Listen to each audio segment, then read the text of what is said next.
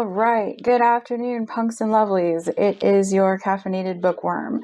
And as I promised yesterday, have your review for the first book in the Malazan Book of the Fallen series, Gardens of the Moon. So I haven't read a series this long and expansive since reading the first 7 books of The Wheel of Time in middle school. I read them all at once, didn't stop for really anything. I barely stopped to eat, sleep, or do my schoolwork. Of course, I read Lord of the Rings, Narnia, His Dark Materials, other shorter fantasy novels and series. Nothing quite like Gardens of the Moon. So, where do we start? It is a lot. This is not the Bible. You don't have a in the beginning statement or a creation sequence or an info dump. You're just kind of tossed into a story almost mid-sentence. There's a lot of nations, a lot of races, a lot of characters. At the beginning, you're introduced to some of them. The girl who becomes Sorry, Whiskey Jack, Cotillion, Amanus, Empress Lacine, Adjunct Lorne, Genghis Paran, High Fist, One Arm. You learn about Warrens. You learn about a lot of the locales that you're going to move through as you progress in the book. There's a lot of information. Then we have chapter 2. Oh my God. So chapter 2 is a battle scene that had me a wee bit concerned about where the rest of this book was going, because this is a battle scene. I'm thinking Pelennor Fields. I'm thinking Winterfell. I'm thinking Helm's Deep. But this is the second chapter in the first book, and we have 9 more books after this, and dozens of chapters after this in the first book. That escalated quickly. And this is a sweeping epic with spies and mages. You have alchemists. You have dragons. You have freaking dragons. A floating piece of land, a city, Moonspawn, that hangs like literal doom over Pale. You have the Tistiandi, the race of beings residing on Moonspawn, led by Anamander Rake, who is probably going to be the majority of people's favorite character aside from Whiskey Jack. It's brilliant. We have excerpts from different sources as we move through the chapters. The excerpt from the beginning of chapter 20. It is said that the matron's blood like ice brought forth into this world a birthing of dragons, and this flowing river of fate brought light into dark and dark into light, unveiling at last in cold, cold eyes the children of chaos. Poetic, right? So with regards to the characters, everyone has their favorites. Like I mentioned, I think Whiskey Jack and Anamander Rake are 2 of the most popular favorite characters. Even some of the more nefarious characters can be regarded as favorites. There's a lot of gray area when it comes to like ethics, morals, what is good and what is bad when it comes to the characters. The level of depth that Erickson puts into each and every one of them is genius and profound. I know that Krupp is not normally one that comes to mind when people think about who their favorite character is, but let me explain to you why Krupp is on my list of favorite characters. So if you've seen Disney's Atlantis, you're gonna know who I'm talking about when I refer to the mole. Okay, so in my mind, Krupp is the mole. And if you've seen it, you're never going to be able to think of Krupp again without envisioning the mole from Atlantis. It's wildly hilarious to imagine, especially when he's talking in third person. Yes, he is strange. He's very strange. But like I said, he's definitely on my top 5 favorite characters in here. Erickson's writing is very rarely paralleled. It puts me in... It's one of those books where you stop seeing the words. And I know I've heard this on somebody else's channel. I'm fairly certain it was Mike's book reviews. I'm going to have to go back and find exactly which video he mentioned it. But he is so right. You start reading this and you get into the story and then you're there I don't know, not as a narrator, not as, one of the characters necessarily, but you're there and you're seeing it and it's happening in the movie reel of your mind and you don't see the words. So I had to consciously stop myself in several places in order to really analyze the writing, the characters, find things that I wanted to share with you in my review. And then as I got back into the story, it just flowed on, and it got to the point where, again, I had to consciously stop myself from just running through the story and look at what was happening, and things that I wanted to share. So there's a part where Lorne and Whiskey Jack are talking, and it says, "The man folded his arms across his chest and leaned against the wall beside the door." This is far into the book, and so I already have an image of my mind of Whiskey Jack. And I can see it happening as he's folding his arms, as he's leaning against the door. I can see this happening. And it was just so intense of an image that it actually brought me, like, without being consciously aware of, stopping and writing stuff down. That was one of the moments in the book where I just stopped and I was just amazed with the way that the writing sucked me into this world. I'm going to go back to giving you a little bit of the stuff that's at the beginning of the chapters, simply because I don't want to give you too many spoilers. And I feel like if I show you how amazing the writing is, and a lot of it is within the chapters, but if I can include a little bit of it, maybe you'll understand why this is such a popular book series, popular series, as it is. So at the beginning of Chapter 21. The flowering of light from darkness brought into my sight, there on the field, a host of dragons caught like a crest of wind before the eternal flame. I saw the ages in their eyes, a worldly map inscribed in each world scale on their hides. Their sorcery bled from them like the breathing of stars, sand, and I knew then that dragons had come among us. If you read Dean Koontz, or if you've ever read Dean Koontz, some of his older books, you'll know what I'm talking about when I talk about the Book of Counted Sorrows. And this is at the time, it was a fictional book. It wasn't a real book, where he would put poems at the beginning of his books, at the beginning of the chapters. And as a child, I was endlessly fascinated with the Book of Counted Sorrows. I do believe he has since published the Book of Counted Sorrows, and I do intend to get it, because that was one of the things that just kept me coming back and back and back to Dean Koontz's books as a child. And these little excerpts at the beginning of the chapters are really like that for me, especially, with the poetic level that they're written in. This book wouldn't be the same without them. The storyline, the overall concept of it wouldn't be the same without those little excerpts from the various sources, from histories long past, that you have at the beginning of these chapters.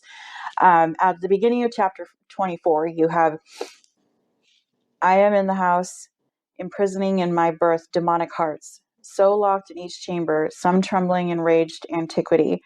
And these roots of stone spread the deepest cracks in parched ground, hold forever the dream of fruit. Ah, pilgrims, come to my door and starve." And this, looking back, almost foretells something later in the book, but I'm really, really trying not to give away any spoilers here, so I'm not going to touch on that. If you've watched some of my earlier videos, you know how important the relationships are to me, between the characters, whether it's familiar relationships or friendships. But that's one of the parts that really, that's one of the things that really draws me into storylines. And this does not disappoint. There's a camaraderie between the men at the table. So Whiskey Jack, Quick Ben, even Krupp, others. And it's really, it really comes across as near and dear, even in the times where they're joshing with each other, it really comes across that they really care for each other. And, I know I've touched on the Arthurian Legends class that I'm taking in school right now, and I hate to refer to it again. I mean, but this is almost like a bastardized version of the Knights of the Round Table. They're all going off on this mission, and like the friendship, the brotherhood among them is really well written in this. And the connection between Paran and Tattersall is amazing. And so the relationships in this series, or at least in this first book, that from what I've seen, are really well written. The depth of the characters too. And so as we get to the end of this book, like I said, I'm trying to not give any spoilers away in the lines that I am providing to you, but rather trying to give you a taste of the writing, to try to lure you in, I guess, because I think it's a book worth reading. Hopefully the series will continue as such. I haven't really heard too much bad things about the series. I mean, there's things in here that, point to the human side of the humans in the books, from what I've heard, that did cause, I guess, some eyebrow raises recently. Um, but I mean, if you're writing about humans, you're going to include human behavior in them. That's what makes stories believable. There is a part near the end. It wasn't at the beginning of the chapter, but it stopped me. It stilled me. It chilled me. Let me read it to you. The Queen of Darkness spoke thus of light when it was first born. It is new, and what is new is innocent, and what is innocent is precious. I love that line. I love that line. And like I said, the imagery in this book floored me. The whole of it captivated me, and I'm immediately going to turn around and start reading Dead House Gates as soon as I finish my 15-page story that I need to turn in tomorrow for my fiction writing class. I honestly have no idea what I'm going to be writing about, because my whole focus, as far as like reading and writing and stuff is concerned, has been Gardens of the Moon. I've been trying to get through it. I know I am really behind. I hadn't really read too much in January and February because of the schoolwork and my work and my kids and everything that was going on. But in the last couple of days, like, I've really just fallen into the story of this, and I really wish that I had been reading it more thoroughly at the beginning of the year, so that I could almost be done with Dead House Gates by now. But it is what it is. So I'm a little bit behind on the read along on Mike's Discord channel, but I am going to catch up. Hopefully I'll be done with Dead House Gates by the middle of April. That way I can get started on Memories of Ice and have that done by May and be caught up with everybody and be able to engage in those conversations. I am once again going to link Mike's YouTube channel, Mike's Book Reviews BookTube channel, in the description. You can go to his channel and access his Discord if you would like to join in the read along. Obviously, I am behind. If you're behind, it's a 2-year read along of the 10 main books of the series, and I highly recommend it if you're looking for something like this. Numerous people who have done videos on the Malazan series, Philip Chase, the Library of Alexandria guy, Mike's Book Reviews, even Daniel Greene has done videos on the series, and they all agree, even if there's other things that they don't agree on, they all agree that this is not for everybody. So if you start reading this and you're just overwhelmed because you're used to reading standalone novels, which is not a bad thing. Series are not for everybody. Series are not for everybody at every time. Even if you're used to reading series, if you're in a point in your life where you are too busy to really delve into this and get engaged in this, maybe it's not for you. But if it sounds like something that you're interested in, I highly recommend joining the read along, because it is something that's going to give you that geek out place. If you know what I'm talking about, when you want to talk to somebody about the book that you're reading, but you don't know anybody who's read the book in real life. This is the place to go, because you can bounce ideas, you can bounce theories, you can bounce things that you think are going to happen down the line, your thoughts on the characters that you hate, the things that they do that just piss you off. It's a great place to be. This is the first read along that I'm doing. I mean, really, outside of the book club that I was in at my job. And with the book club that I was in at my job, it was different because there wasn't that constant, I can just log on to Discord and talk to somebody about this. It was more like, okay, we're going to read this section of the book and then we're going to talk about it in 2 weeks. And then we're going to read this section of the book and then we're going to talk about it in 2 weeks.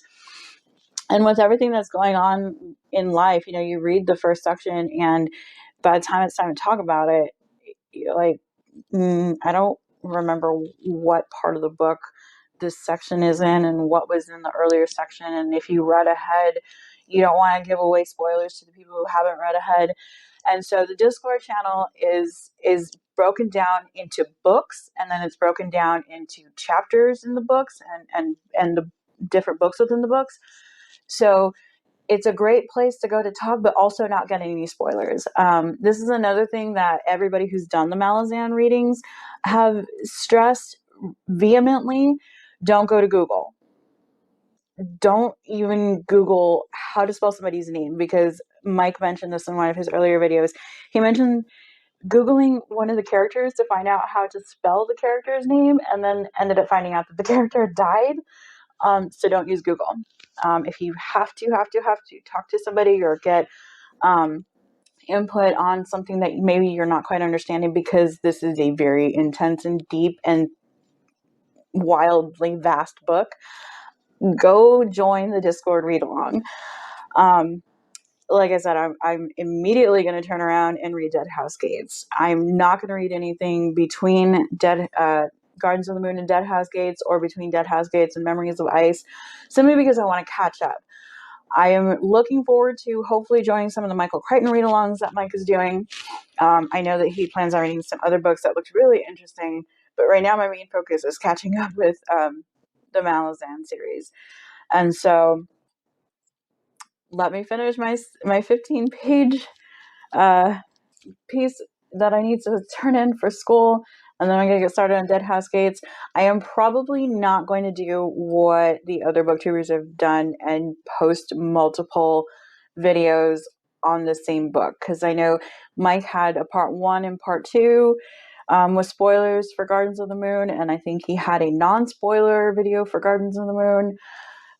With having to catch up and then everything else, I don't have time for that. So I will do one video per book, unless there's something that I just really need to talk about or put out there. I can't imagine what that would be. I don't really vent about books too much, unless that's not true. I've vented on books. If you know me, that's a complete lie. That's it. Thank you so much for watching this review. Again, I really hope that this is something that you'll consider taking on if you are looking for something really long and expansive and epic to read. There's a lot of people reading it right now, and this would be my suggestion for it right now. Also, I do know that I think her name is Morgan on Mike's Book Reviews Discord. She also has a BookTube. I will find it and link it below as well. But she, I believe, is doing a read-along of The Wheel of Time. I joined the Malazan read-along before I realized that she was going to do a read-along of The Wheel of Time. Wheel of Time is near and dear to me. Like, I hold those 7 books that I read close to my heart. They've gone with me. It's been a really long time since I've been in middle school, because I went through middle school and then I went through high school, and then there was 20 years between when I graduated, 18 years between when I graduated high school and when I started college. So there's a lot of years there. But you mentioned something from Wheel of Time, and I know what you're talking about. I know who that is. That's not how I pronounced it when I was reading it. That's not how I imagined it when I was reading it, And, as soon as they mentioned that The Wheel of Time may be coming out as a TV series or a series as well, I geeked out all over the place. My husband has no idea what I'm talking about, because he wasn't there when I was reading the books. It's been decades since I've read the books. But it is still something that you mentioned, The Wheel of Time. I'm like, oh yes, I love that series. So I seriously hope that Morgan or somebody does a read along of The Wheel of Time after we're done with the Malazan series in 2 years, so that I can get on board with that, because I would love to read it through to the end. I'm going to stop rambling now. This was about Gardens of the Moon. Thank you so much for watching, Punks and Lovelies. Like and subscribe below.